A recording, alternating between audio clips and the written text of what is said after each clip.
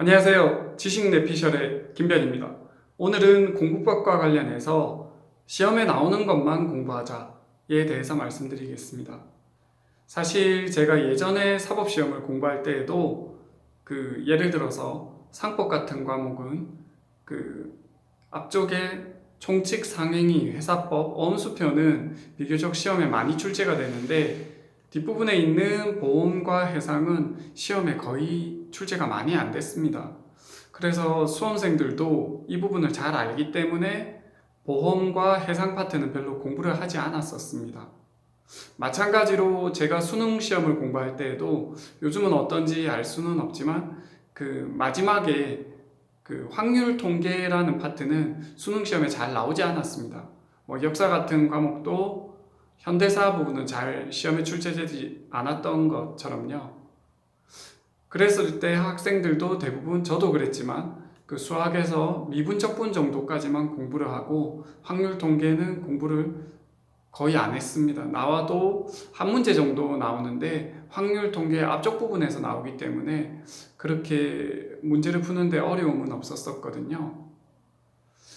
그래서 시험에 출제되는 거 위주로 공부한다는 거에 대해서 잘 와닿지 않으시는 학생들도 있는데 우선은 기출문제를 먼저 공부하시면 시험에 어떠한 것이 나오고 어떠한 것이 나오지 않는지 알게 됩니다. 사실 어떠한 분야든 공무원 수험 공부든 고시 공부든 공인중개사 공부든 제가 봤을 때는 물론 제 주관적인 생각이긴 하지만요. 객관성은 없지만 기출문제 위주로 공부했을 때 제대로 공부만 한다면 적어도 80점 이상은 취득할 수 있다라고 생각합니다. 기출문제가 나오는 분야는 그 분야에서 중요한 부분이고 출제자들도 계속 중요한 부분에서 문제의 7, 80% 이상을 출제할 수밖에 없기 때문이거든요.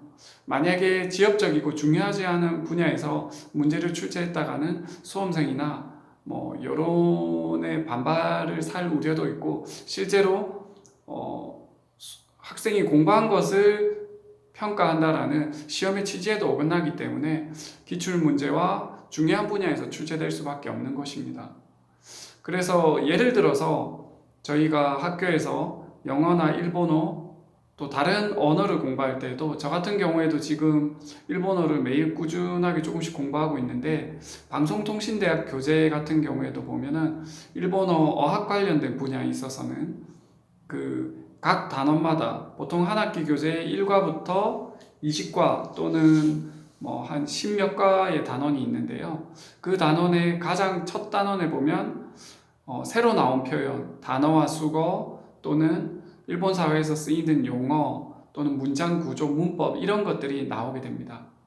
그랬을 때는 사실은 그 단원의 학습 목표는 새로 나온 단어, 수거, 표현, 문장 구조, 문법이기 때문에 그 부분만 공부하더라도 대부분 시험에 나오는 문제는 맞출 수가 있습니다.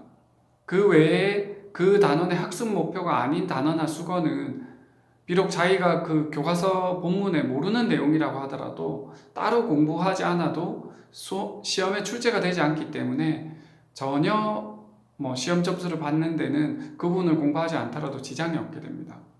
그래서 제가 말씀드리고 싶은 것은 공부를 하는 경우에 있어서 효율적으로 공부하는 것이 중요한데 우리 학생이나 대부분의 사람에게는 시간이라는 자원이 제한되어 있기 때문에 우선은 시험에 나오는 중요한 분야 위주로 기출문제 위주로 공부를 하시는 것을 추천드립니다. 이상입니다.